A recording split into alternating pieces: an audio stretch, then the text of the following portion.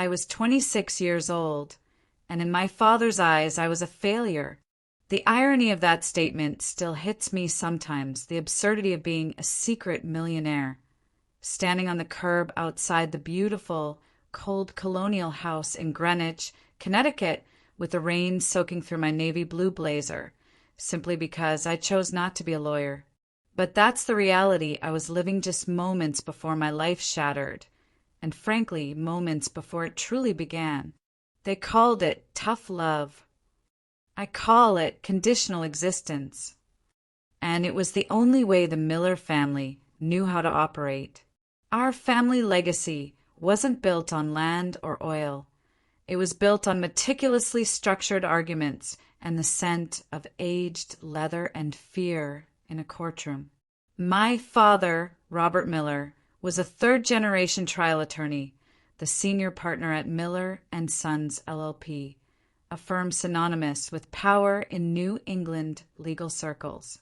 My older brother, Ethan, had already walked the golden path, graduating from Yale Law and securing a coveted associate position at a top Manhattan firm. I was supposed to be the capstone, the final, perfect piece of the family monolith. From the time I was a child, my worth wasn't measured by my kindness or my creativity. It was measured by the letters I could collect after my name. J.D. Eskew. Our home, nestled deep within the Greenwich suburbs, was stately and formal. It wasn't ostentatious because my father believed genuine wealth should whisper, not shout. But every possession was the best private schools, the best college applications tutors, the best connections. The mantelpiece in the study was a shrine to this success. Ethan in his commencement robes, Dad holding a Connecticut Law Review Award, and further back, my grandfather's framed Wall Street Journal clipping from his biggest case win. My photos were few, reserved only for debate competitions and National Honor Society inductions, activities deemed useful for the inevitable law school application. Dinner at the Millers was a ritualized performance that felt less like a meal and more like a weekly performance review. Every night at 7 p.m. sharp, we gathered around the antique mahogany table, set perfectly by my mother, Sarah, who managed the family life with the same precision Dad managed a docket. The conversation was always an informal deposition. Chloe, tell us about your constitutional law study group. Any insights into Marbury versus Madison? Dad would ask, his eyes challenging me to display competence.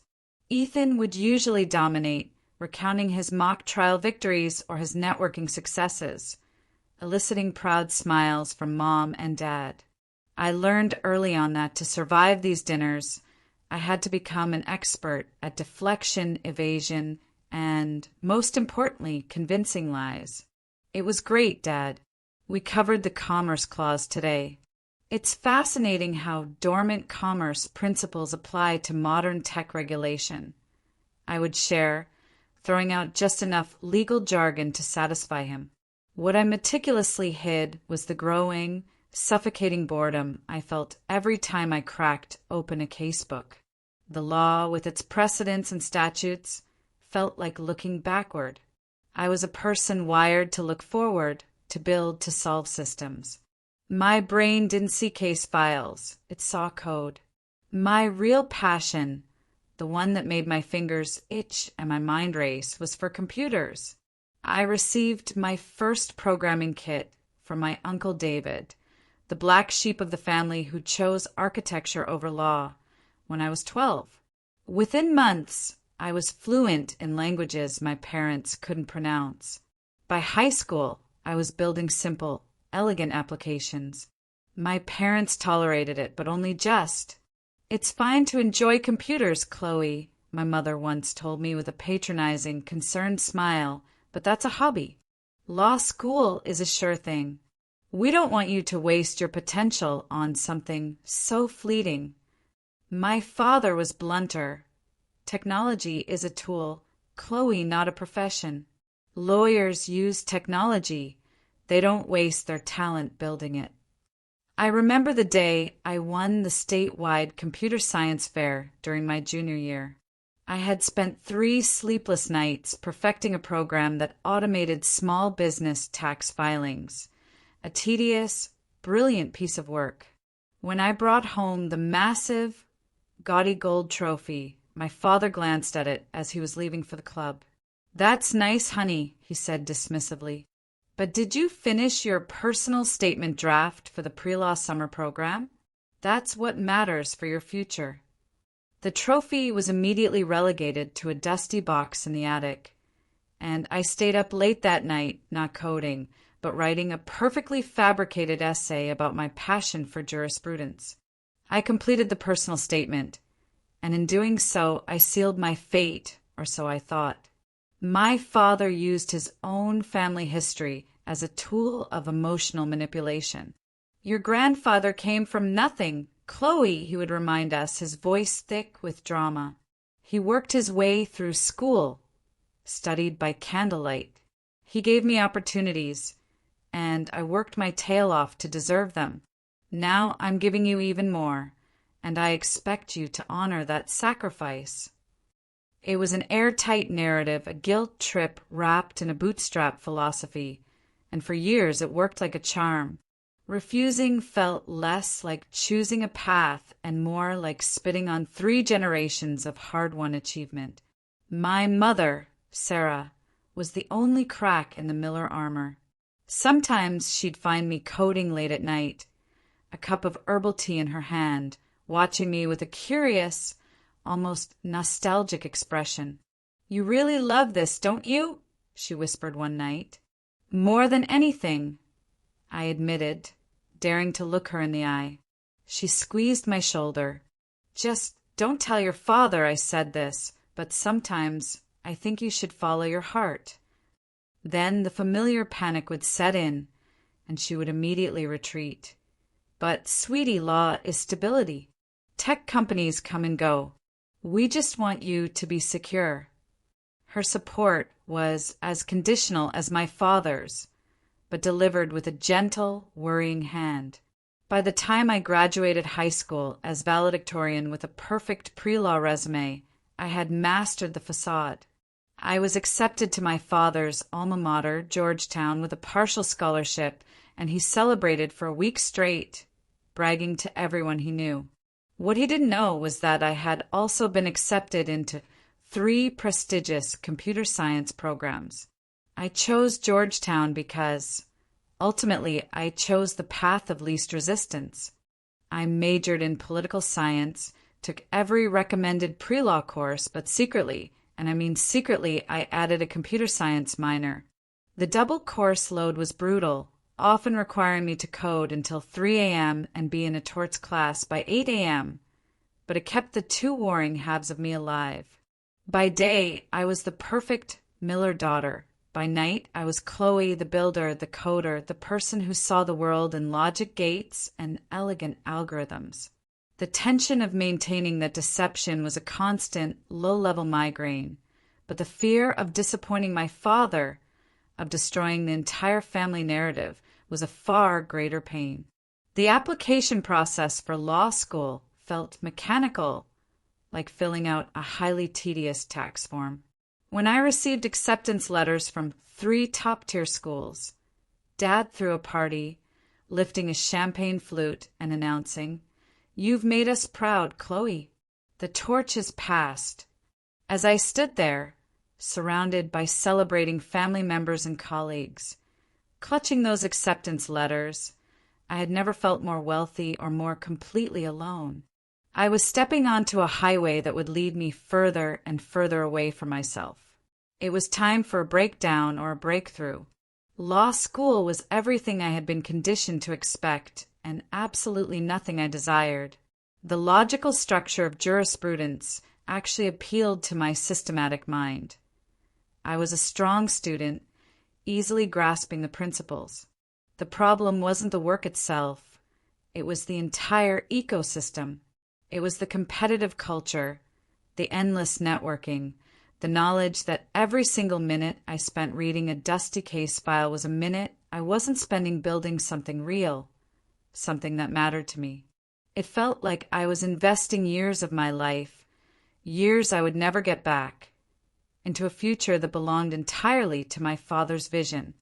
I was a talented actor playing the lead role in someone else's epic drama. 3 weeks into my first semester, I cracked. Not in a catastrophic way, but in a small, deliberate act of self-preservation. I signed up for an elective computer science class. It was strategically pitched as coding for legal applications, a genius justificationally. When my father reviewed my course schedule during our weekly Sunday call, I had my answer ready. Smart thinking, Chloe, he said, the approval ringing in his voice. Technology skills give you an edge at the big firms now. Shows versatility. If only he knew that this simple, necessary lie was the crack that would eventually shatter his entire world. That class changed the trajectory of everything. It was held in a dimly lit lab, tucked away in the least prestigious building on campus, far from the polished halls of the law school. That's where I met Leo Chin. He was a lanky guy with hair perpetually messy, wearing the kind of perpetually faded tech t-shirt that signaled he hadn't slept in 3 days, and he was brilliant. While the other law students struggled with basic Python concepts, Leo and I would finish the in-class assignments in minutes, silently signaling our competence to each other across the keyboard clatter. After the 3rd class, he leaned over and whispered, "You're not really a law student, are you?" I laughed, a real, genuine laugh that felt alien after months of forced professionalism. "What gave me away?" I asked. "Nobody codes recursive functions that elegantly unless they've been doing it since they were 12, he said, a quiet intensity in his eyes that I immediately respected. "So, what's your story?" That led to coffee, which turned into a late dinner at a cheap Vietnamese place we both loved, which then stretched into an all-night truth-telling session. I told him everything. The Miller legacy, the weight of 3 generations of expectations, the double life I was running. He listened without judgment, occasionally nodding as if he understood the pressure of a predetermined path. When I finally finished, exhausted and emotionally raw, he didn't offer advice or pity. He just pulled out his laptop. "I want to show you something," he said, turning the screen toward me. It was a prototype for an app, sleek, minimalist, and deeply necessary. I've been working on this private communications platform for months, but I'm hitting a wall on the legal and compliance side. I need a partner who understands both the technical architecture and the labyrinth of privacy statutes. Someone exactly like you. The app, which we later named CipherLock, was simple but ingenious. It created fully encrypted, anonymized communication channels for sensitive data exchange. Initially designed for investigative journalists and their sources, it had massive potential applications across legal, medical, and financial sectors. In a world reeling from continuous data breaches, it solved a genuine, systemic problem. It wasn't just code, it was a mission. "I can't," I heard myself automatically say, the Miller compliance programming kicking in. My father's disappointed face flashed through my mind, along with the mountain of law courses I was currently enrolled in. I can't take on anything else." Leo closed his laptop gently. "We're not talking about dropping out, Chloe. We're talking about side work. A few hours a week. Just think about the impact." I should have known that a few hours was the first great lie of our partnership. Within a month, I was spending every evening with Leo, either at his cramped apartment in Somerville or at the 24-hour coffee shop near campus, coding until the sun rose. CipherLock quickly became more real, more vital, and more all-consuming than any of my contracts or property law textbooks. The law was abstract. CipherLock was tangible, a life I was actively building. The double course load was brutal, but for the first time in my life, I wasn't just existing, I was truly alive. The exhaustion was worth the feeling of building something that was 100% mine. It felt like I was slowly, deliberately excavating my real self from the marble statue my family had molded. The constant deception was a massive risk, but the reward was the small, quiet victory of being authentic to myself, even if only in the shadows. The breakthrough was coming, and it would be explosive. 6 months into our secret double life, Leo and I had a fully functional prototype of CipherLock. We tested it rigorously, first with a small group of student journalists and privacy advocates, then refining the interface and security protocols based on their feedback. The response was overwhelmingly positive, validating everything we had sacrificed sleep and sanity for. Users praised the intuitive, user-friendly design and the military-grade, robust protection it offered. We were solving a real pain point, and we knew it. Then came the moment, the terrifying, exhilarating catalyst that would force my hand. A major, household-name social media company, let's call them OmniConnect, suffered a catastrophic data breach. It wasn't just a leak. It was an exposure event that laid bare the private messages, financial information, and personal data of millions of users. Overnight, privacy ceased being a niche concern and became the hottest, most critical topic in technology.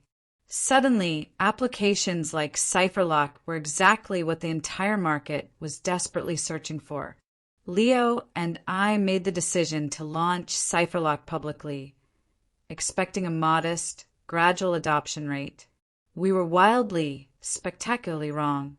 Within 24 hours of launching on the app stores, we had 50,000 downloads. By the end of the first week, we were looking at over 500,000.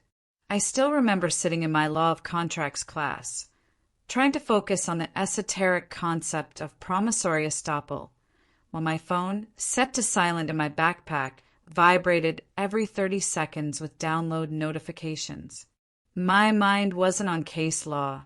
It was frantically calculating server costs, bandwidth consumption, and scaling solutions. My professor, a severe man named Professor Hawthorne, who was close friends with my father, called on me. Miss Miller, perhaps you can enlighten the class on the elements of specific performance in this hypothetical. I snapped back to reality, answering flawlessly, giving a textbook response on autopilot, my voice perfectly modulated. Excellent analysis, Miss Miller, he complimented. Your father would be proud. If only he knew, I thought, my mind racing back to the 6-figure server bill I was currently accruing, the one that represented my actual life's work. A month after our public launch, we received an email that made both Leo and I physically jump. It was from Sentinel Ventures, a highly respected, almost mythic angel investment firm known for backing billion-dollar companies. They wanted a meeting. Leo and I stayed up all night, fueled by 3 gallons of coffee and sheer adrenaline, perfecting our pitch deck. The next morning, I skipped my constitutional law class, an unprecedented act of defiance, to attend the meeting in their sleek downtown office. The investors, led by a sharp, older woman named Eleanor Vane, weren't just impressed with our technology. They were impressed with our timing. Privacy is the last frontier of the digital age, Eleanor stated, her eyes locking onto mine. And you too have built something that not only works, but is necessary. You're not selling a luxury. You're selling insurance against chaos. They offered us $2.5 million for a 15% stake in the company. We accepted immediately. The funding allowed us to hire 2 brilliant full-stack developers and move our operations from Leo's cramped apartment to a small, legitimate office space near Santa Monica. To cover my tracks, I told my parents I had landed a highly selective, part-time legal internship at a tech-focused firm in D.C., which perfectly explained my reduced availability for family dinners and my general exhaustion. The stress of maintaining this double life was reaching a breaking point. I was sleeping 3 hours a night, maintaining B-plus grades in law school, and secretly running a rapidly growing technology startup. I lost weight, developed crippling anxiety attacks in bathroom stalls between classes, and felt perpetually on the verge of collapsing. But CipherLock kept growing. Our user base crossed the 2 million mark. Tech blogs ran features on us, and venture capitalists started cold calling Leo and me weekly. Competitors, seeing our success, started offering similar, clunky services, but our first mover advantage and our superior, elegant code kept us in the lead. I knew, deep down, that this high-wire act could not last. The law school world and the tech world were on a collision course, and I was the volatile point of impact. Then the inevitable email arrived, the one that would force the definitive choice. It was from Apex Global Security, a massive, publicly traded enterprise security company. They wanted to discuss acquisition. They valued our technology, our loyal user base, and our expertise. Their initial offer, detailed in a cold, matter-of-fact PDF, was stunning. $80 million. Leo and I met with the Apex executive team over a series of intense, exhilarating meetings. They were serious. They wanted to integrate CipherLock into their enterprise security suite and keep us on as lead developers with generous compensation packages and long-term equity. "This is it, Chloe," Leo said, his voice full of disbelief as we left the final meeting. "Life-changing money, and the chance to see our work reach every major corporation and government agency in the world." I knew he was right. I also knew that running an entire division at Apex Global while pretending to be a law student was utterly impossible. The deception had reached its necessary, brutal end. That night, I sat alone in my tiny DC apartment, surrounded by stacks of law textbooks I hadn't opened in weeks and printouts of the Apex Global Acquisition offer. The silence in the room was heavy, but the silence inside me was heavier. For the first time, the Miller voice of obligation and duty was completely drowned out by the roar of my own potential. I had 80 million reasons to drop out of law school and 0 genuine, emotional reasons compelling me to stay. My life was finally pointing in one clear direction. I called my cousin, Lily, who was the only member of my extended family who knew about CipherLock. She was a documentary filmmaker, the other black sheep, and someone I trusted implicitly. "I'm going to take the deal, Lily," I confessed, my voice shaking with a mixture of fear and adrenaline. "I'm going to drop out of school on Monday. What should I do?"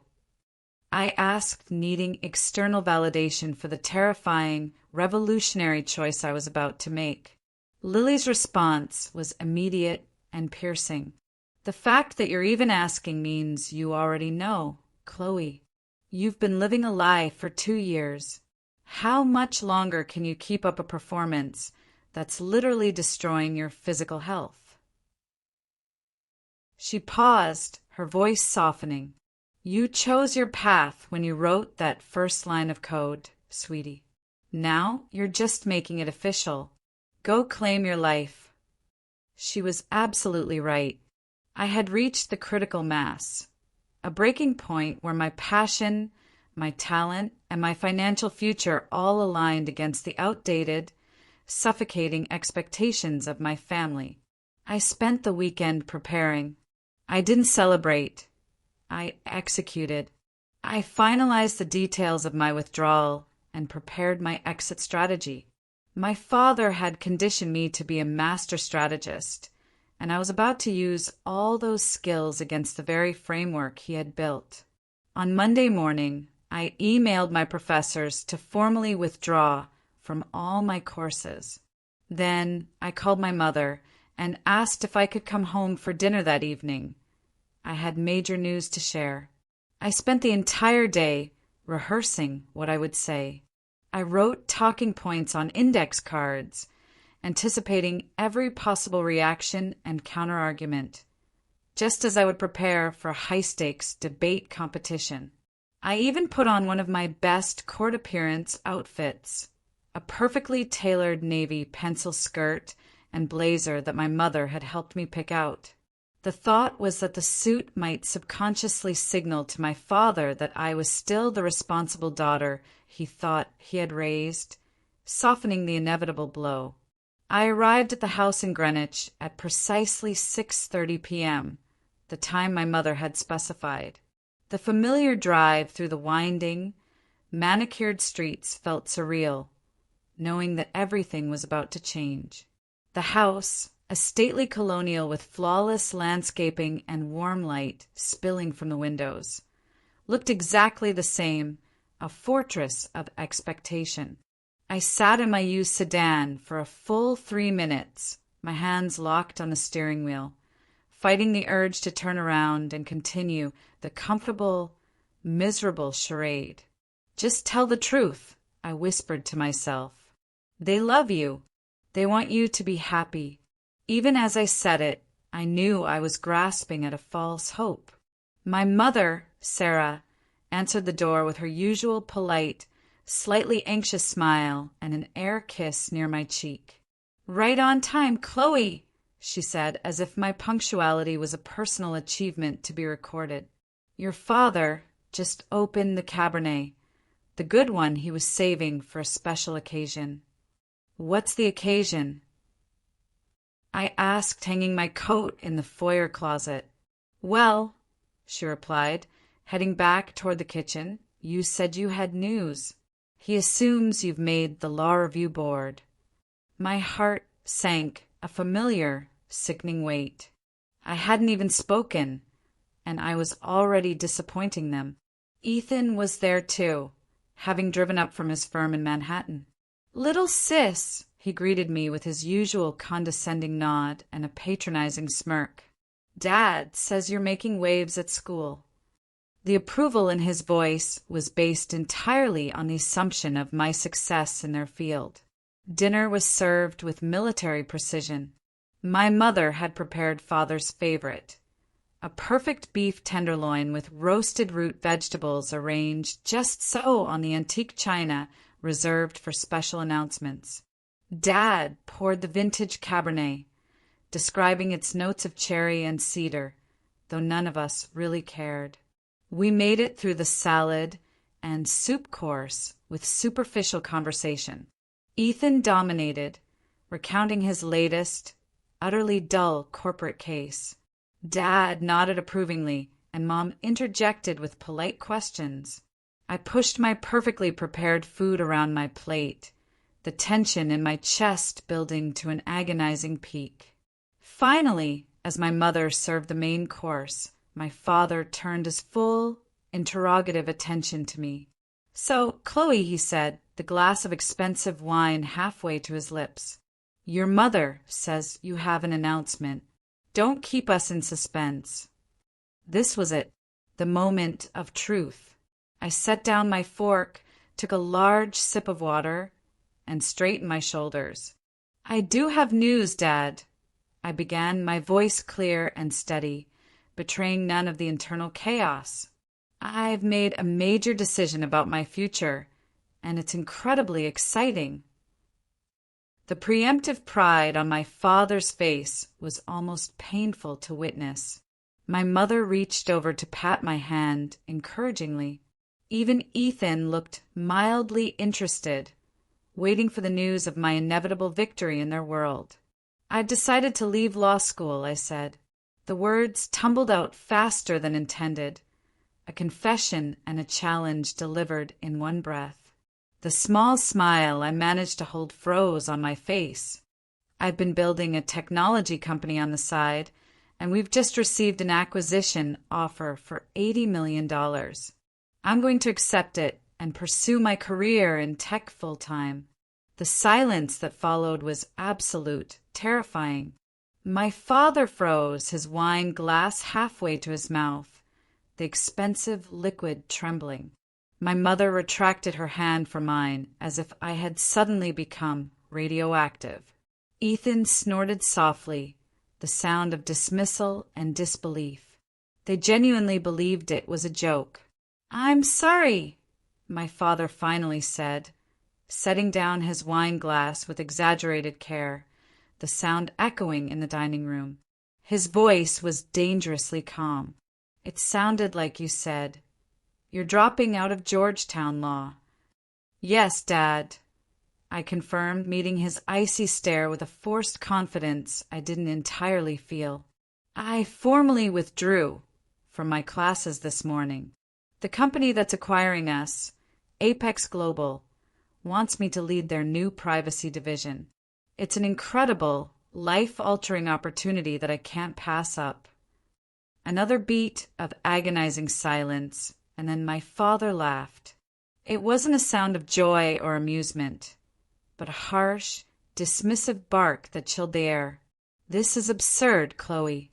You're throwing away a real career, a stable legacy for some internet fantasy."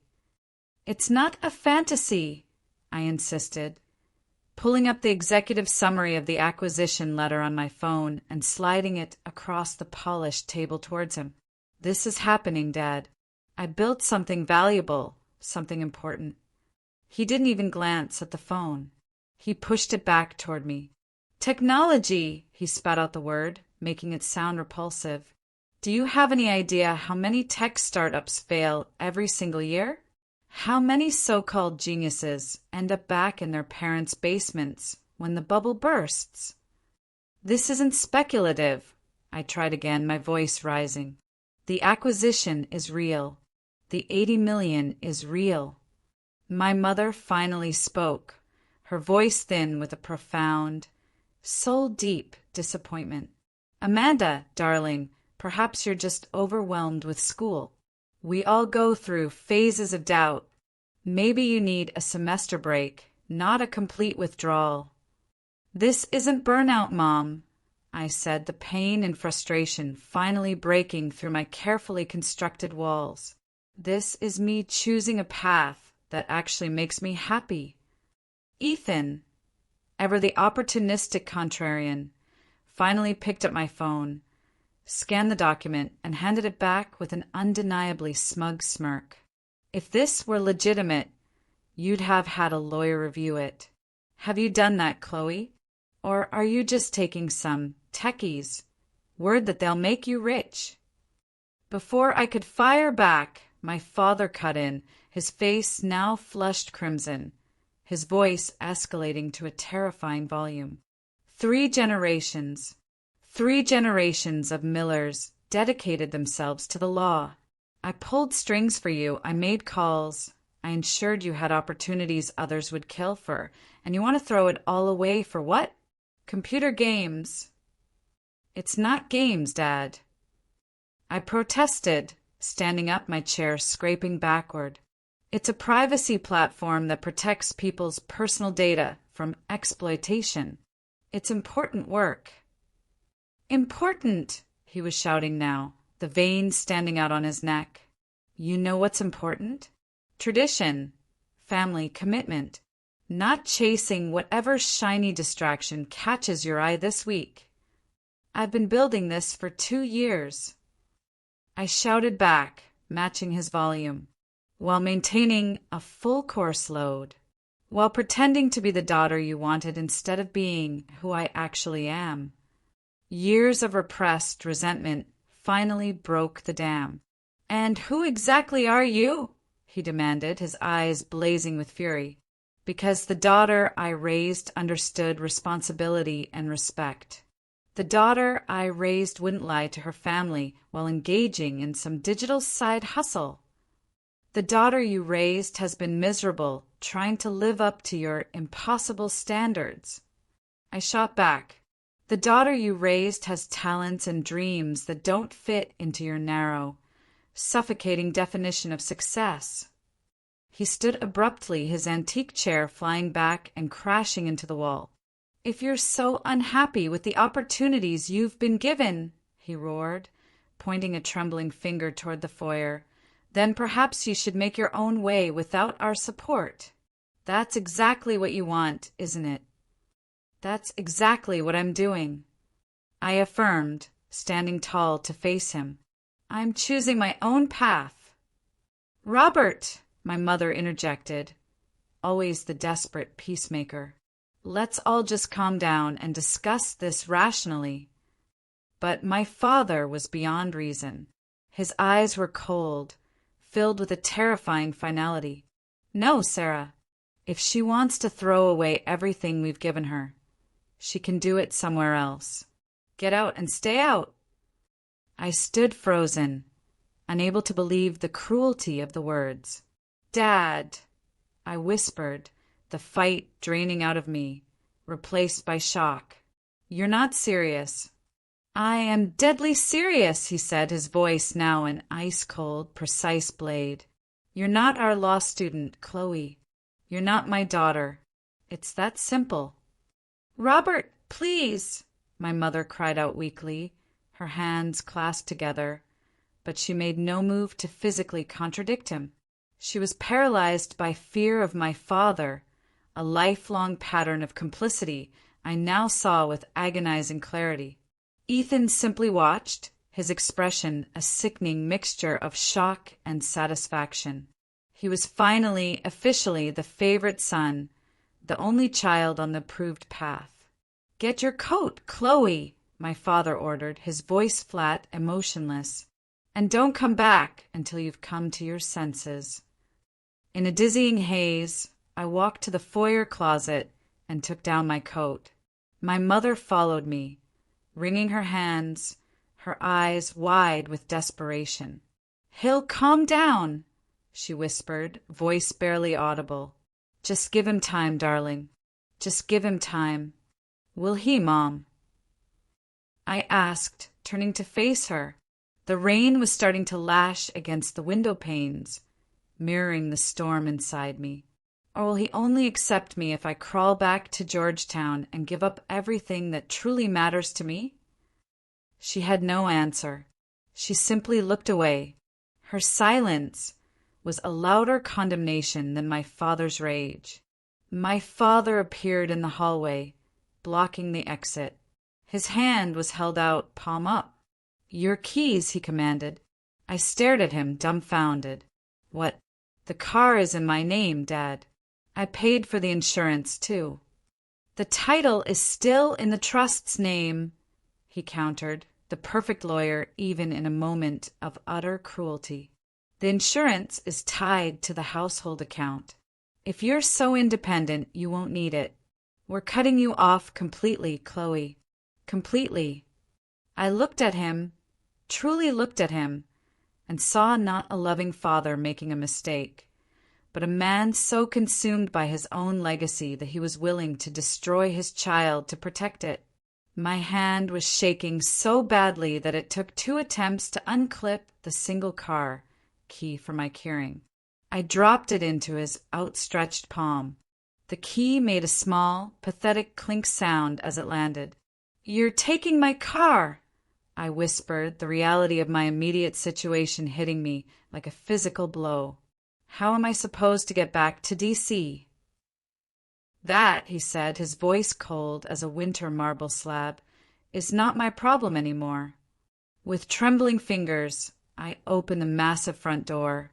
A cold, soaking February downpour instantly greeted me, matching the absolute desolation of my mood.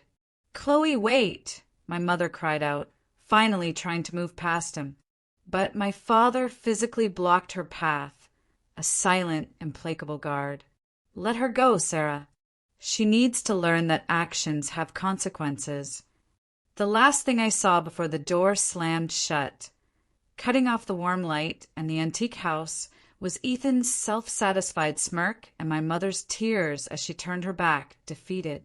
I stood on the porch for a full minute, the cold rain soaking through my expensive, lawyer-approved coat, unable to process what had just occurred.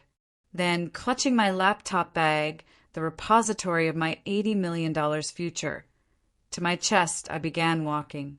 I didn't know where I was going, only that the nearest bus stop was half a mile away. Every step was a step further from the family that had just disowned me, but also a step closer to the future I desperately wanted to claim. I got to the empty bus stop. The last bus of the night had already gone. Rain plastered my hair to my face, and I stood there, a supposed multimillionaire, soaking wet and truly stranded at a suburban bus stop in the middle of nowhere. I couldn't help it. I laughed. The sheer, terrifying absurdity of the situation overwhelmed me. I called an Uber, but the app showed a 20-minute wait time. Pride, that stubborn Miller trait that still clung to me, stopped me from calling Leo. I didn't want him or anyone to see me like this, broken, humiliated, and utterly alone. Instead, I walked to the 24-hour grocery store a few blocks down to wait under the covered entrance. As I shivered beneath the awning, I checked my bank accounts. The acquisition wasn't finalized yet. While I was technically wealthy on paper, my accessible funds were limited to my personal savings, about $15,000. Enough to live on for maybe 2 months, but certainly not enough to immediately secure a safe, permanent apartment in the DC metro area, especially without proof of income or a cosigner. When the Uber finally arrived, I was too numb to cry. "Where to?" the driver asked cheerfully. "Just drive around for a bit while I figure it out," I mumbled, sinking into the back seat. He gave me a concerned look in the rearview mirror, but pulled away. After 15 minutes of aimless driving, I asked him to drop me at the first chain hotel he could find near the highway. The budget hotel was clean but depressing. Harsh fluorescent lighting, industrial carpet, and the faint, pervasive smell of bleach.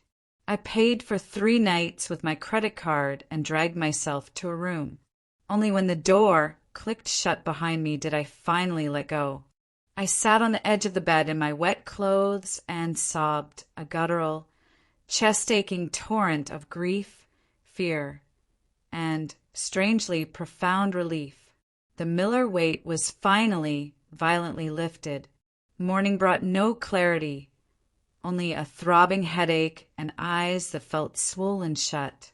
I ordered room service coffee, a small, pathetic act of reclaiming control, and sat cross-legged on the bed, staring out the window at the gray highway, trying to formulate a plan. The first, most pressing order of business was finding a place to live, a secure base from which to launch my new life. I opened my laptop and began searching for short-term rentals, but everything was either sketchy or outrageously priced, demanding deposits and cosigners I couldn't readily provide. My phone rang. It was Leo. I had ignored his text the night before, a curt, "Are you okay?" that I hadn't been able to answer. I finally picked up. "Leo, hey," I said, my voice cracking and raspy. "Chloe, what is going on? You never responded last night. Did you tell your family?" The concern in his voice was palpable, a life raft of genuine human care. The kindness broke what little composure I had left. I found myself telling him everything between sobs. The confrontation, my father's shocking finality, being thrown out, losing my car, the pathetic detail of standing in a cheap hotel room with nothing but my laptop and the clothes I was wearing. "Jesus, Chloe," he said, the alarm clear in his voice when I finished. "Why didn't you call me? I'm coming to get you right now. Where is this hotel?" An hour later, Leo arrived. He wasn't alone. He had brought his sister's duffel bag filled with clothes he hoped would fit me, a takeout bag of hot breakfast sandwiches, and, most importantly, a large, steaming thermos of strong coffee.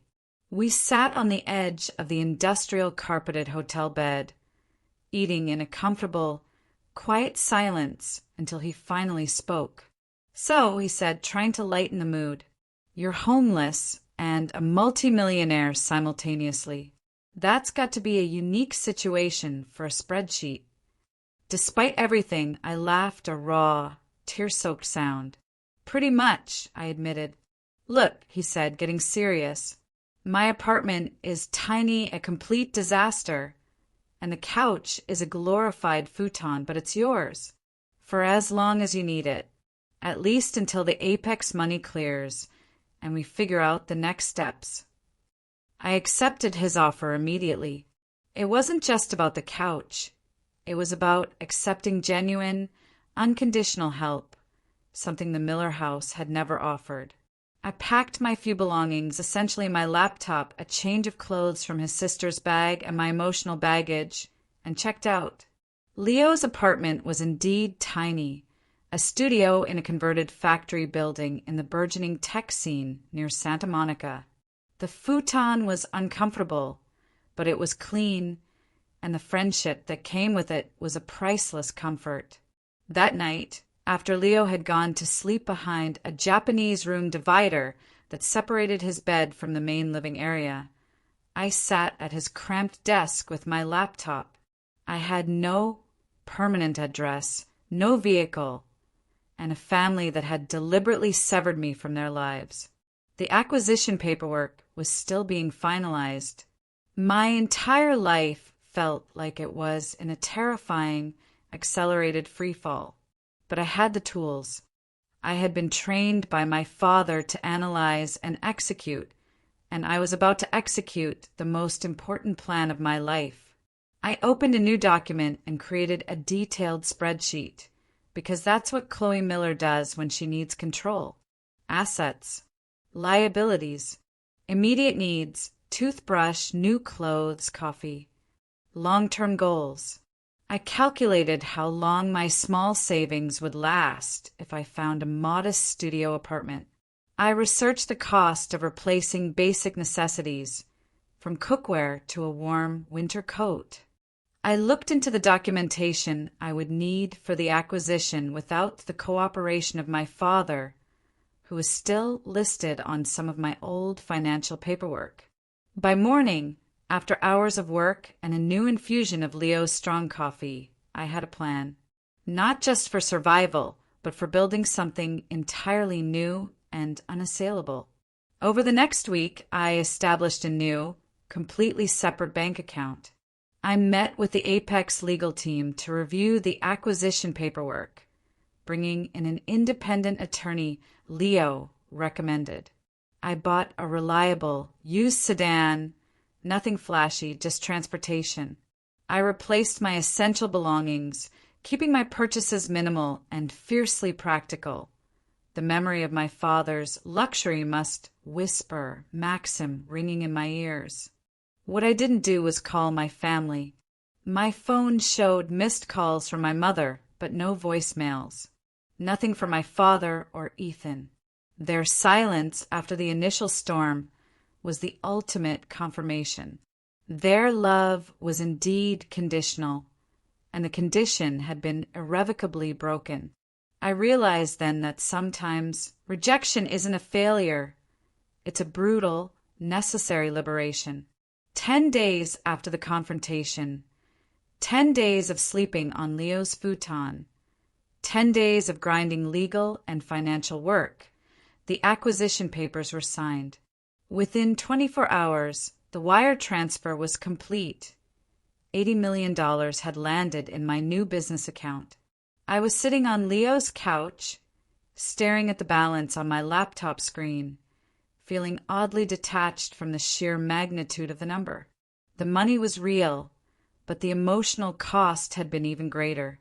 "So," Leo said, popping a bottle of cheap champagne he'd been saving and handing me a coffee mug, "what's next for Chloe Miller, tech entrepreneur and newly minted multimillionaire?" I took a sip of the bubbling, slightly sweet wine and considered the question, looking around his tiny, messy apartment. "I need a place of my own," I said slowly. "Somewhere completely different. Somewhere I can start fresh, where the scent of a fresh-cut lawn doesn't trigger an anxiety attack. Like where? San Francisco. New York, he suggested. I shook my head, scrolling through Zillow on my laptop. I'm thinking more dramatic. West Coast. Sunshine. Ocean. Los Angeles. Maybe, I mused, opening a new browser tab and typing in a different search query. Or La Jolla. Leo laughed, nearly choking on his champagne. La Jolla? Chloe, that's not just different, that's excessive, isn't it? Isn't that where they keep the hedge fund guys and the movie directors? Why not? I asked, looking up at him, a fierce new determination hardening my gaze. I can afford it, and for once in my life, I am going to choose exactly what I want without worrying about whose approval I need or what the Miller family legacy demands. The thought, once terrifying, was now exhilarating. If I was going to build a new life, why not make it exactly what I wanted? Why not make it a monument to the freedom I had been granted by their rejection? I kept scrolling, and suddenly my heart raced. I found a listing that stopped me cold. A modern glass and steel structure perched precariously on a cliff overlooking the Pacific Ocean in La Jolla. It was a masterpiece of architectural defiance. 5 bedrooms, 6 bathrooms, an infinity pool that seemed to spill directly into the ocean, and a home office with panoramic, 70-foot ocean views. The asking price, $18 million. That's insane, Leo said, looking over my shoulder at the photos. You can't possibly be serious. I am completely serious, I confirmed. I want it. I'm going to buy it. For once in my life, I'm going to choose my own path and my own reward. The next morning, I called the listing agent, a highly polished woman named Sofia Mendez, and arranged a fly to San Diego that same day. Sometimes the most healing thing you can do is the most dramatic, the most decisive. Sometimes you need to leap before the old, cautious voices of your upbringing have time to talk you out of it. As my plane took off from the East Coast, I watched the sprawling familiarity of the metro area disappear beneath the clouds. The city that had always been my home, the city filled with the memories of my family's expectations, grew smaller and smaller until it vanished completely. Ahead lay California sunshine and a future entirely, terrifyingly, wonderfully of my own making. Sophia met me at the airport. She was everything I imagined a high-end La Jolla realtor would be, stylish, impeccably tailored, and radiating an easy confidence that immediately put me at ease. I have to admit, she said as we merged onto the Pacific Coast Highway, when you called saying you wanted to view an $18 million property same day and you were 26 years old, I was skeptical. We get a lot of dreamers, but your financials checked out impressively. If you don't mind my asking, what business are you in? Technology, I said simply, watching the waves crash against the shoreline. Data privacy and security. She nodded approvingly. Smart field. Everyone needs protection these days. The drive along the coast was a revelation. The February sunshine was a glorious contrast to the gray slush of the East Coast winter I'd left behind. Palm trees swayed in the gentle breeze, and the Pacific Ocean stretched out endlessly to my right, a brilliant blue that promised absolute possibility. For the first time since my father's words had cut me to the quick, I felt hope, not just survival. "Here we are," Sophia announced, turning onto a private drive that wound up a steep cliffside. The house was even more spectacular in person than in the photos, a breathtaking masterpiece of glass, polished concrete, and warm, reclaimed wood. It seemed to grow organically from the cliff face, multiple levels cascading down toward the ocean. Floor-to-ceiling windows captured sweeping, cinematic views of the coastline.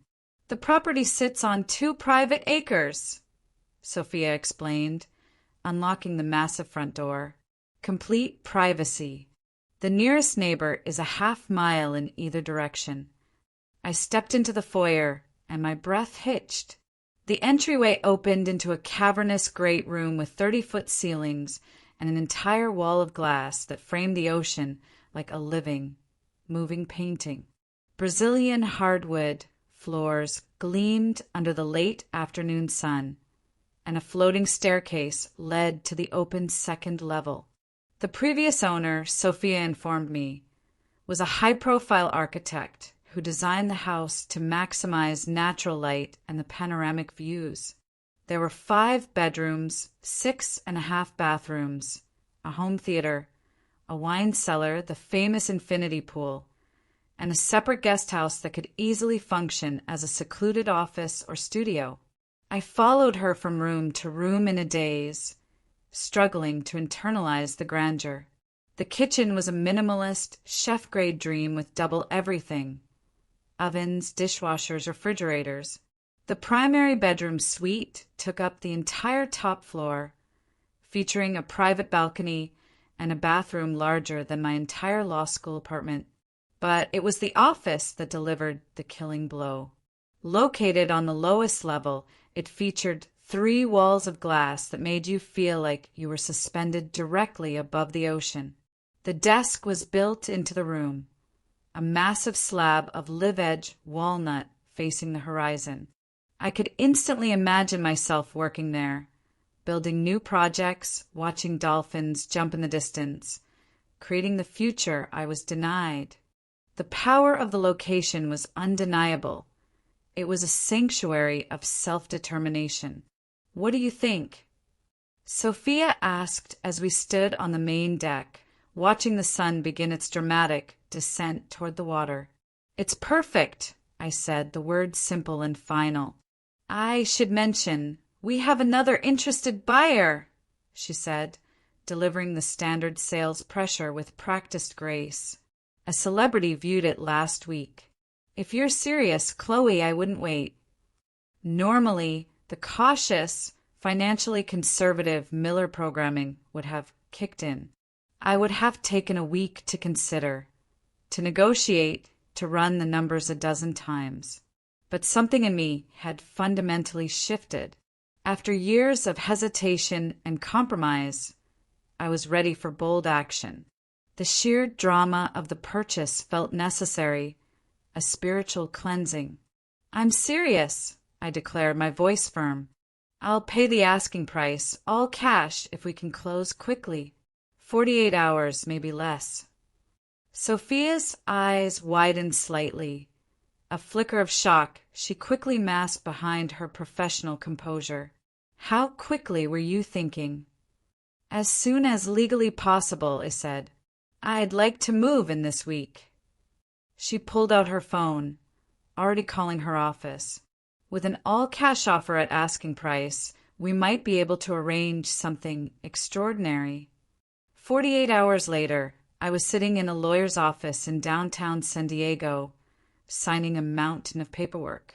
The seller, eager to finalize the sale before leaving for a long-term film project in New Zealand, had agreed to the expedited closing.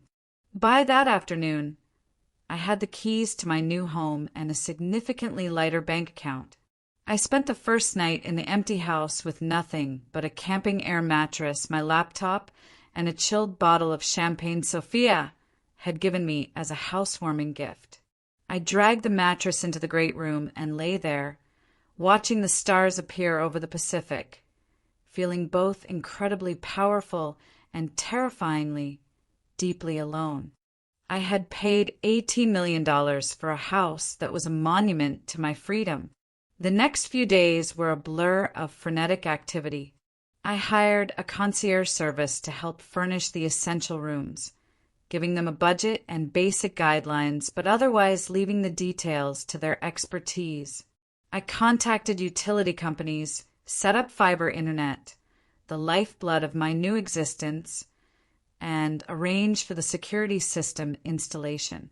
I bought a new car, a white, anonymous Range Rover that seemed appropriate for my new environment. A week after closing, the house was beginning to feel like a home, at least in the spaces I used most frequently. The kitchen had the basics, the primary bedroom had a proper bed, and the glass-walled office was fully equipped with everything I needed to work. The rest of the house remained vast, echoing, empty spaces waiting for purpose. I established a routine quickly, rising with the sun for coffee on the deck, working through the morning in my perfect office, taking afternoon breaks to walk on the secluded beach below the property. I spoke with Leo daily, updating him on the Apex integration and planning our next venture. I hired a local chef to deliver prepared, healthy meals and a housekeeper to come twice weekly. From the outside, my life looked utterly perfect.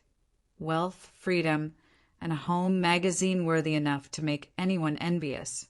But inside, I struggled with the hollow ring of my achievement. I had proven my worth financially, but the people I most wanted to impress, to shock with my success, would never know. Or worse, they would know, and they still wouldn't care. My immediate neighbors introduced themselves within the first 2 weeks, curious but polite.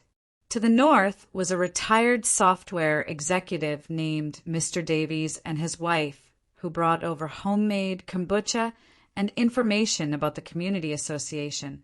To the south was a famous music producer who mostly lived in New York, but used the La Jolla House as a winter retreat. Both were appropriately curious about the young woman who had purchased such an expensive property, but neither pried beyond basic pleasantries.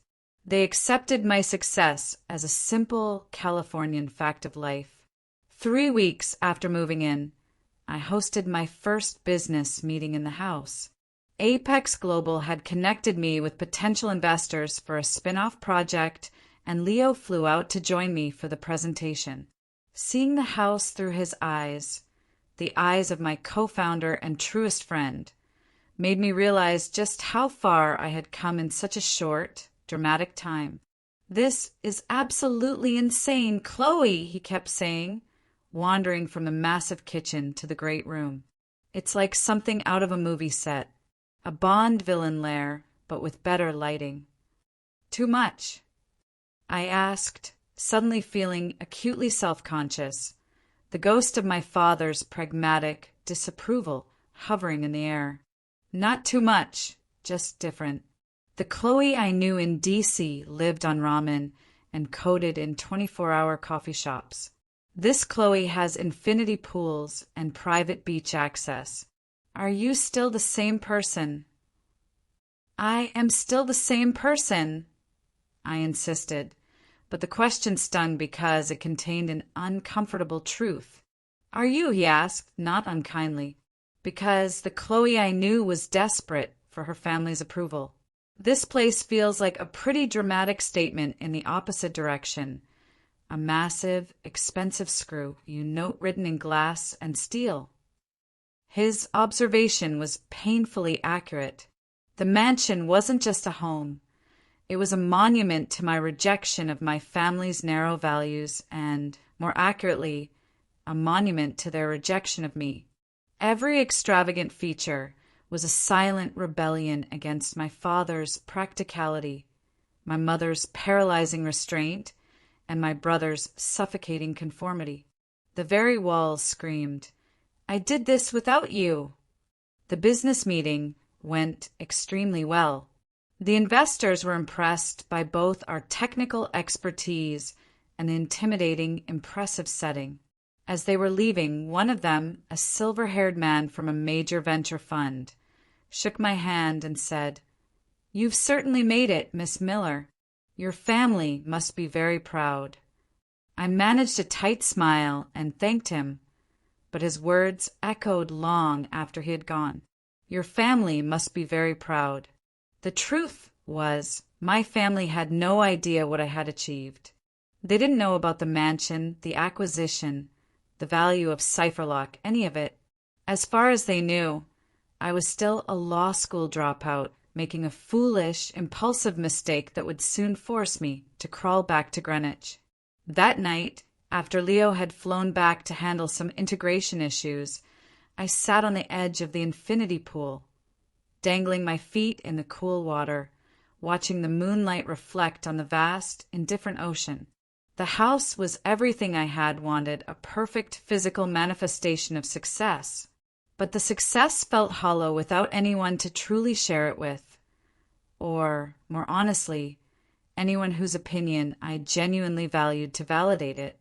I finally allowed myself to wonder, had I made a mistake? Not in leaving law school or pursuing technology, but in cutting off my family so violently and completely? Perhaps there was a middle ground, a compromise I hadn't attempted. Then the memory of my father's face as he ordered me out of his house, the finality in his voice when he said, "Get out and stay out," flashed in my mind. I remembered my mother's silent, complicit turning away. They had made their choice. They had set the boundary. As I watched the waves crash against the shore below, I realized that true independence meant accepting both the freedom and the profound loneliness that came with it. This house, this life, was mine alone for better or worse. I had built it without them, and I would have to find a way to make it feel like home, even if that meant redefining what home truly meant to me. It wasn't about the $80 million. It was about the peace I still hadn't purchased. 3 weeks passed in a blur of focused work, furniture deliveries and long, solitary walks on the beach. I established a satisfying rhythm that kept me busy enough to avoid dwelling too deeply on the gaping hole my family had left. I hired an interior designer to finish furnishing the house, deliberately focusing on creating spaces that reflected my personality, clean, minimalist, with bursts of vibrant color and texture, rather than impressing some hypothetical Connecticut visitor. I joined a local tech entrepreneurs group and started making genuine professional connections in the San Diego area. On the surface, I was adapting flawlessly. Underneath, I was still a wound, slowly beginning to knit itself together after the abrupt, violent severance from my blood relations. I checked my phone reflexively each evening, half expecting to see my mother's name appear with a reconciliatory message or a hint of remorse. But after those initial missed calls in the first few days, there had been nothing but silence.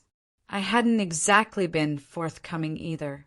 Pride, that stubborn, self-protective mechanism, prevented me from reaching out, from being the one to extend the olive branch. Why should I? I wasn't the one who had thrown someone out of their home. I wasn't the one who had made love conditional on career choices. I had simply chosen to live my own life. Then, everything changed with one article.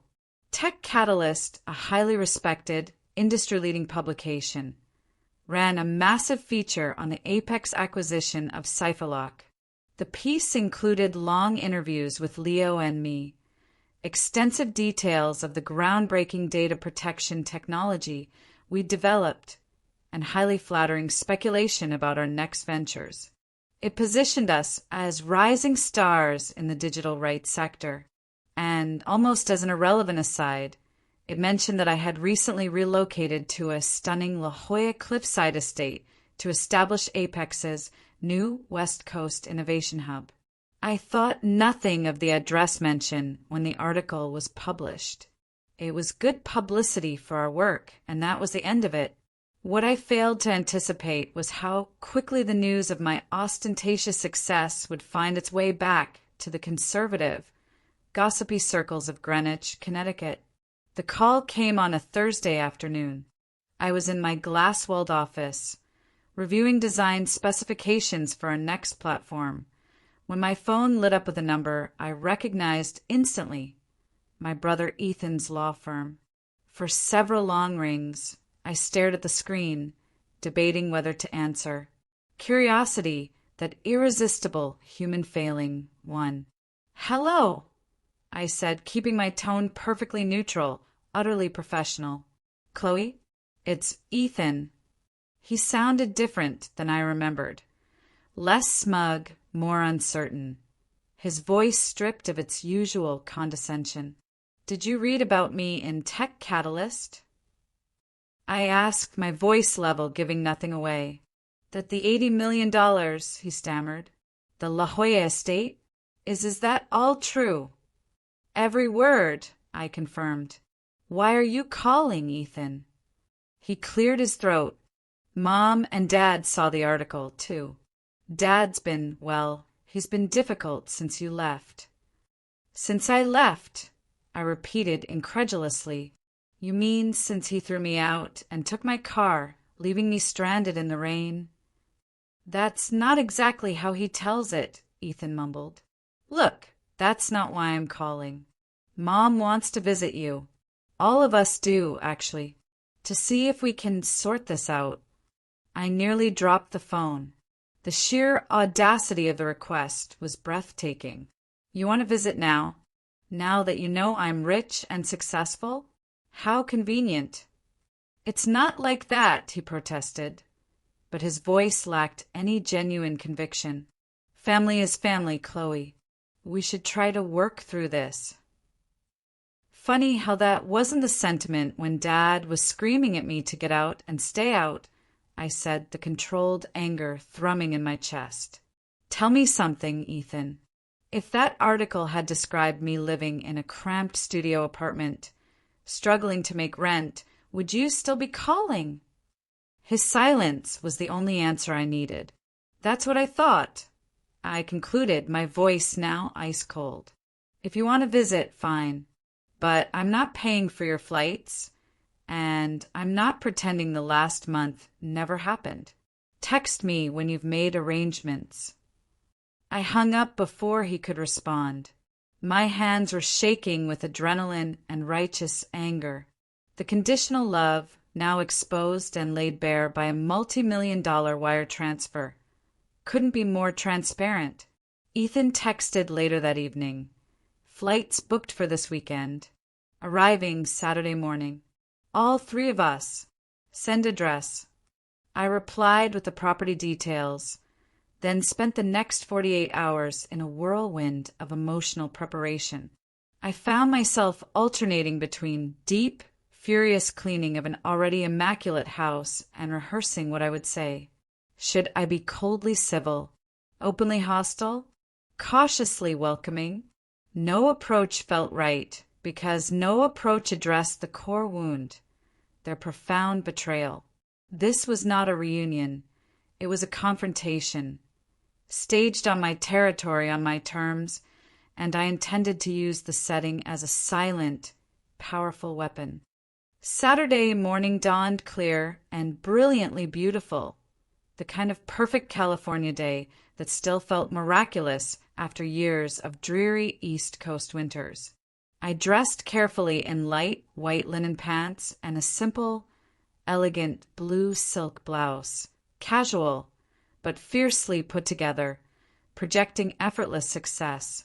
I called my regular chef and asked her to prepare a light, exquisite lunch that could be served on the deck overlooking the Pacific.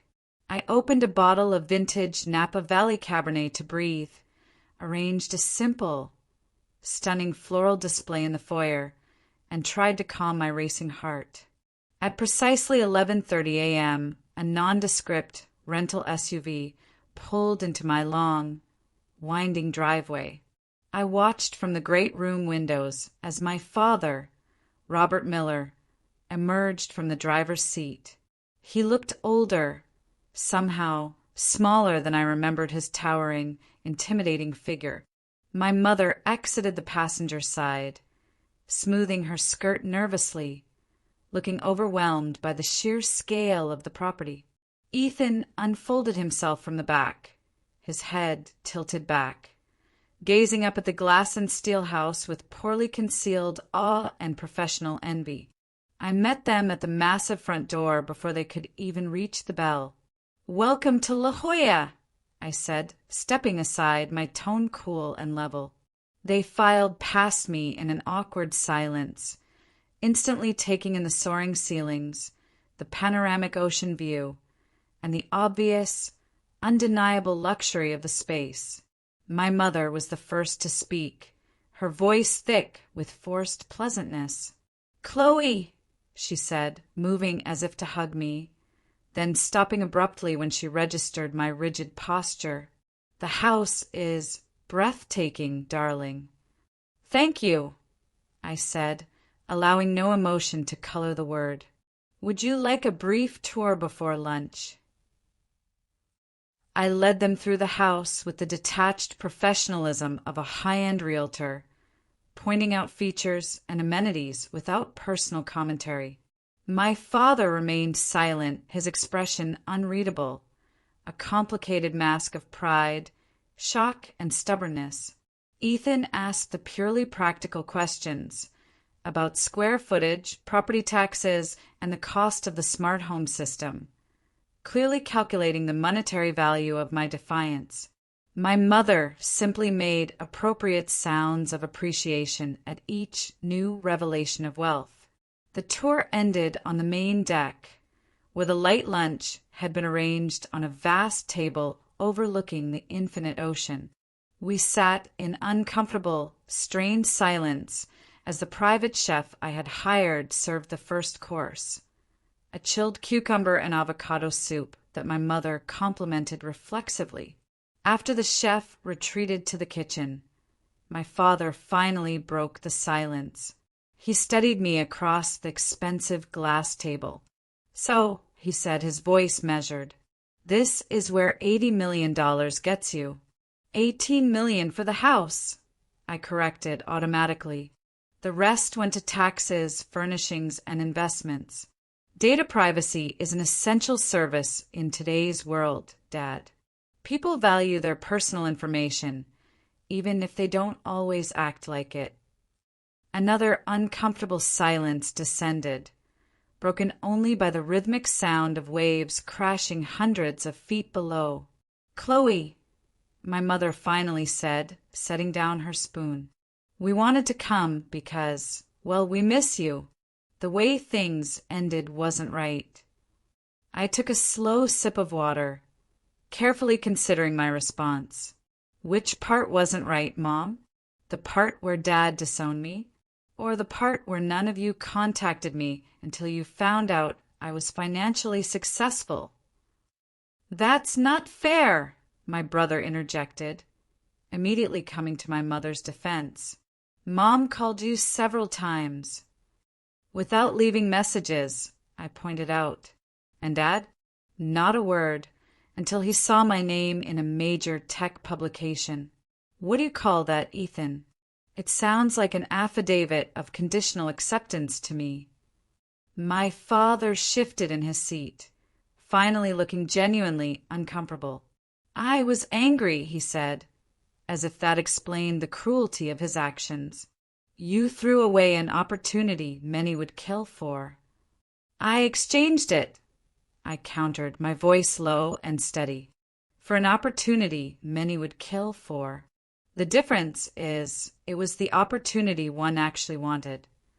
"We can see that now," my mother said, gesturing with her hand to encompass the house, the view, the sheer scale of my success. "Clearly, you made the right choice for yourself." Her words were meant to be conciliatory, but they sparked something sharp and clarifying in me, a realization that cut straight through my defensive anger. "That's the problem," I said, quietly leaning forward. "You can see it now because there's material evidence of success. But you couldn't support me when all I had was passion and potential. Your love was conditional on me following your approved, safe, predetermined path. And when I chose differently, you cut me off completely." "That isn't true," my mother protested weakly, tears welling in her eyes. "Isn't it?" I looked directly at my father. "You told me that if I wasn't a law student, I wasn't your daughter. Those were your exact words, Dad. Your absolute final boundary." He had the grace to look utterly shattered. The facade of the powerful patriarch finally cracked. "I was upset," he mumbled, looking down at his plate. "People say things they don't mean when they're upset. And yet you made no attempt to take them back," I stated, the brutal truth hanging in the air. "For 3 weeks I could have been homeless or desperate or injured for all you knew. You didn't check. You didn't care. Not until you saw proof, written in black and white in a national magazine, that I had succeeded without you." The chef appeared with the main course, fresh Pacific sea bass with a delicate citrus glaze, interrupting the tense exchange.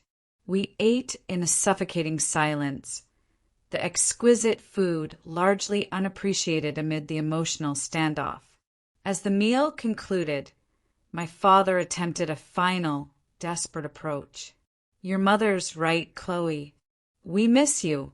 Whatever happened, we're still family. Perhaps we could start fresh, now that we're all calmer." He looked directly into my eyes, and for a moment I saw a flicker of the man who used to teach me how to tie my shoes. I set down my napkin and looked at each of them in turn. My father, proud and stubborn, but clearly unsettled by the wealth I had acquired without his help.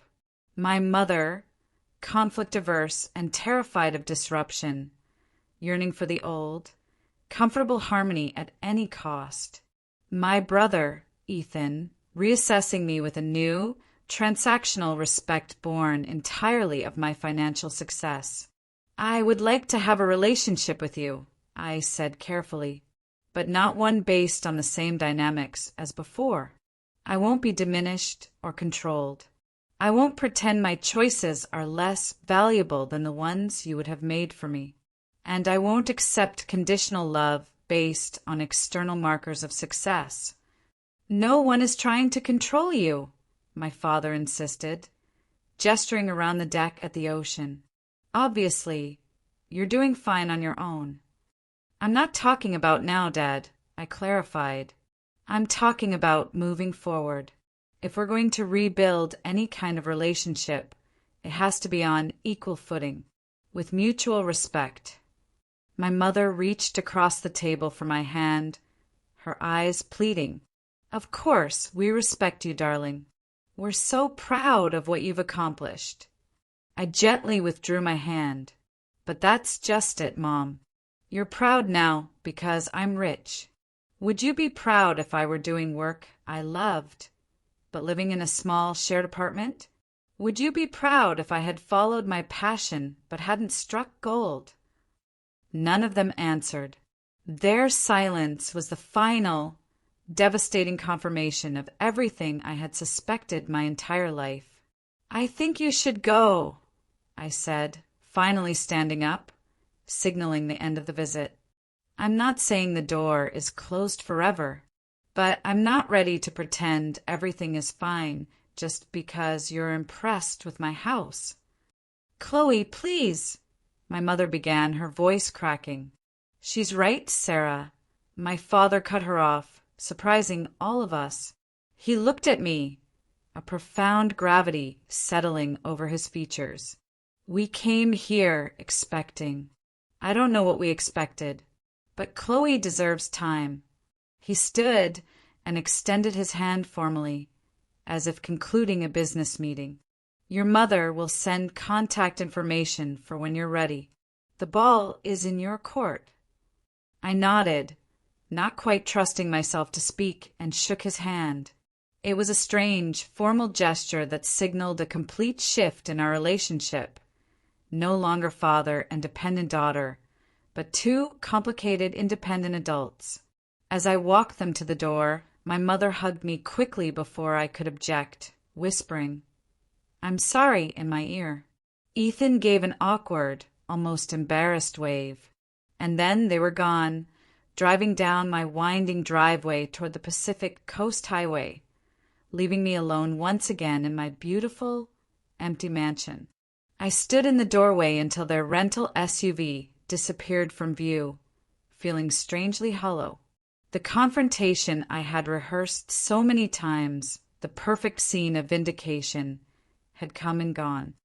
And while I had maintained my dignity and expressed my truth, there was no satisfaction in it, no glorious closure, no triumphant vindication, just the complicated, exhausting reality that families can't be neatly categorized as villains or heroes.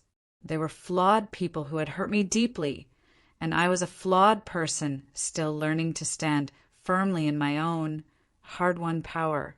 Closing the door, I walked back to the deck and sat down watching the ocean. I let the relentless, calming rhythm of the waves wash over my tumultuous emotions. The house felt different somehow, as if my family's brief, intense presence had consecrated it. For the first time since moving in, it felt truly mine, hallowed by the difficult truth-telling that had occurred within its walls. My phone buzzed with a text from my mother. "We love you, Chloe. When you're ready, we will be here." I didn't respond, but I didn't delete it either. Instead, I saved it as a reminder that healing would come in its own time, on my own terms, in this space I had created for myself. The days following my family's visit were surprisingly peaceful. I had expected emotional turmoil, second-guessing, maybe even regret for sending them away. Instead, I felt a clarity I'd been missing since the night my father first threw me out. By standing my ground, by refusing to pretend their conditional acceptance was enough, I had honored the person I'd fought so hard to become. That doesn't mean it was easy. There were still nights I woke up at 3 a.m., replaying conversations, thinking of more eloquent, devastating responses I could have given. There were still moments when a magnificent sunset over the Pacific made me wish I had someone to share it with. Someone who had known me before the $80 million, before the mansion, before the professional success. But for the first time in my life, I was fully present in my own story, not performing for an audience of critical family members. I threw myself into work, finalizing the integration of CipherLock's technology into the Apex global platform. Leo divided his time between the Santa Monica office and La Jolla, staying in my guest house for a week each month. As we planned our next venture, a consumer-facing tool that would help people track and control exactly how their personal data was being used across platforms, I realized my career had finally merged my law school knowledge, digital rights, compliance, with my coding passion. As spring turned to summer, I began to build a life that was truly mine, brick by emotional brick. I joined a local women's entrepreneurship group where I met Sarah, a sharp biotech founder who quickly became my first real friend in California. I took up paddleboarding, spending early mornings on the water before the beaches got crowded. I even hired a personal chef to teach me to cook instead of just delivering meals, discovering a previously unknown passion for creating with my hands after spending so many hours in the abstract world of code. But the most important relationship I built was with Eleanor Vane. You remember her, the lead investor from Sentinel Ventures, the one who first believed in CipherLock. She was a 50-something tech pioneer who had founded one of the first successful woman-led software companies in the 90s.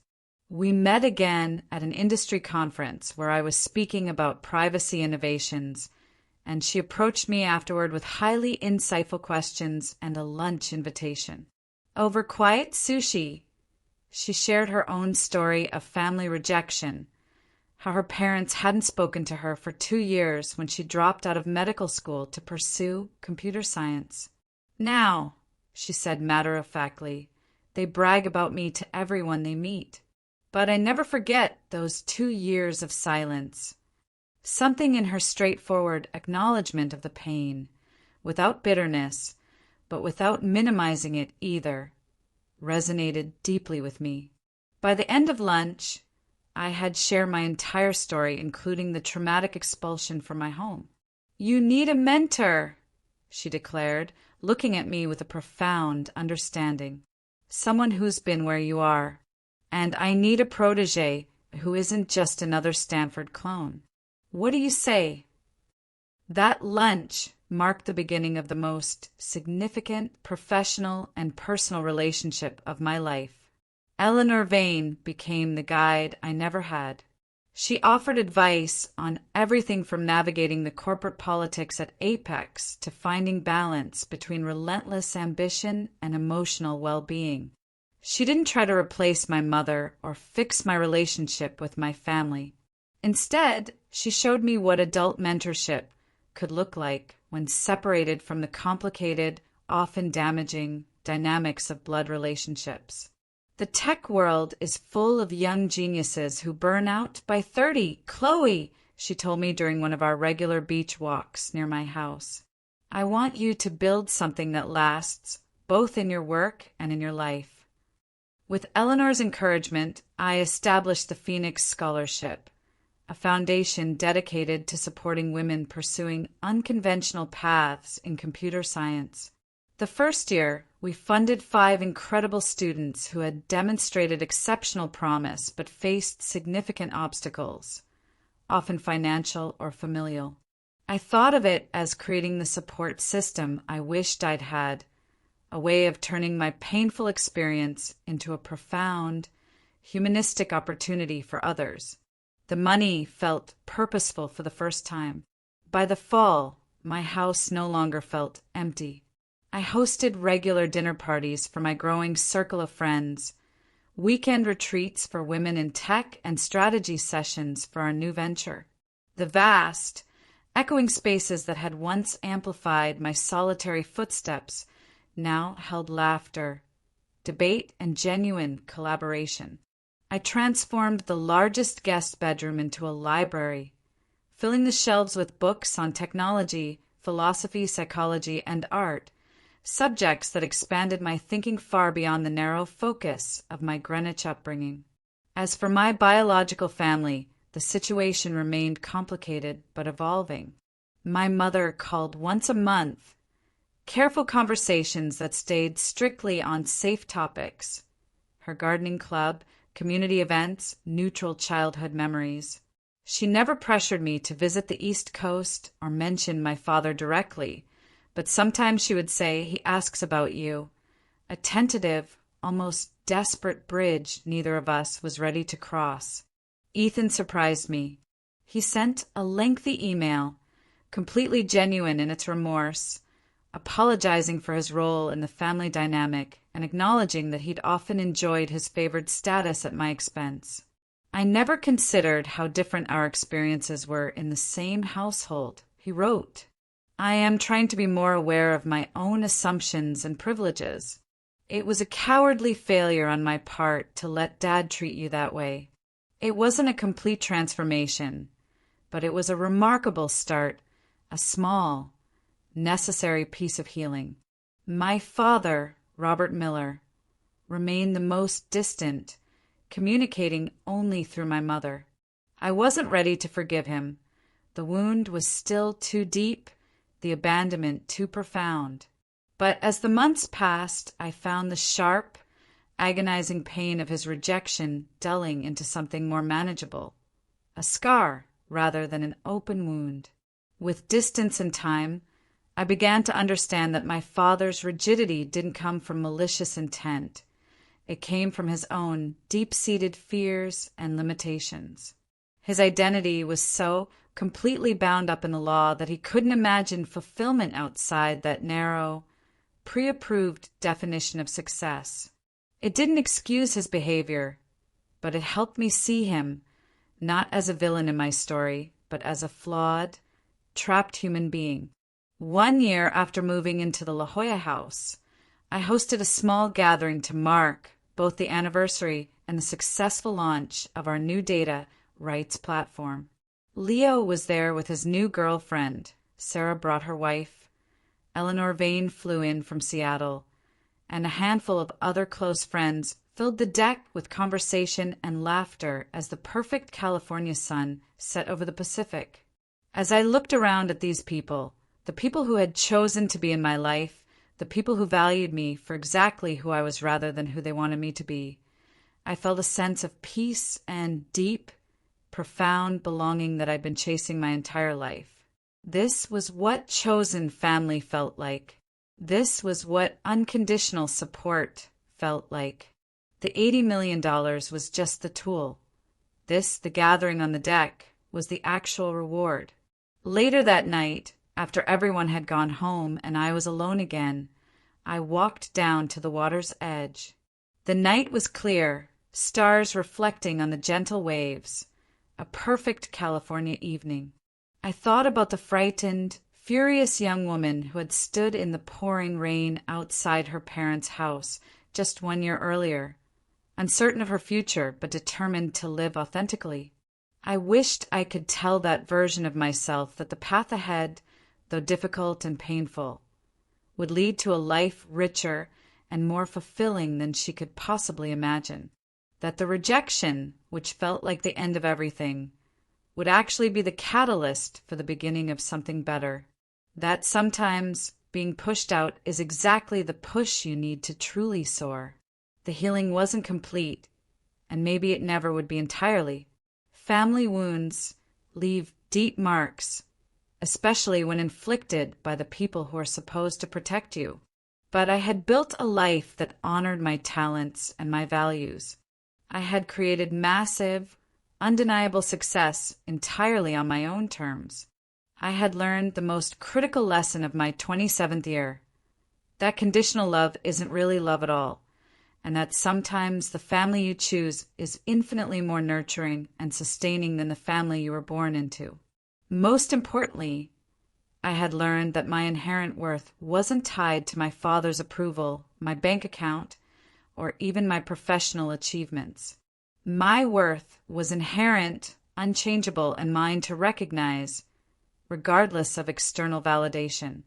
As I walked back up the cliff path to the house, my house, I felt a surge of gratitude wash over me, not just for the material comfort it represented, but for the brutal journey that had brought me here. The rejection that had seemed so devastating had actually been liberation in disguise, forcing me to finally build a life aligned with my true self rather than someone else's oppressive expectations. That night, before going to bed, I finally did something I hadn't allowed myself to do in 12 months. I pulled up my messages and looked at the last text my mother had sent, the one I'd saved all these months. "We love you, Chloe. When you're ready, we will be here." I hesitated for only a moment, then I typed my reply. "I love you too. I'm not ready for a visit yet, but maybe we could talk on the phone sometime next week." It was a small step. It wasn't full reconciliation, but it was an open door, a small crack in the wall. It was authentic, a reflection of where I truly was in my healing journey rather than where anyone else thought I should be. And that, I realized as I drifted off to sleep in my beautiful home overlooking the Pacific, was the greatest freedom of all. The freedom to heal and grow at my own pace, on my own terms, in my own time. For those of you watching, perhaps navigating your own complicated family legacy, or standing at a crossroads between duty and dream, remember this. True security isn't found in a prestigious career or a massive bank account. It's found in the courage to choose your own path.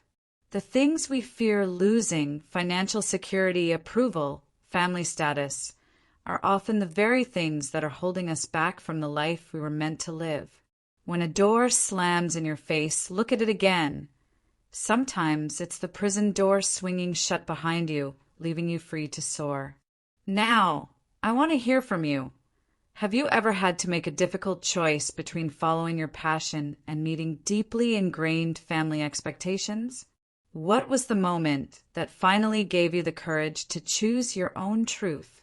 Let me know your stories in the comments below. Thank you for listening to my story. I hope it helps you find the courage to live your own truth, whatever that may be.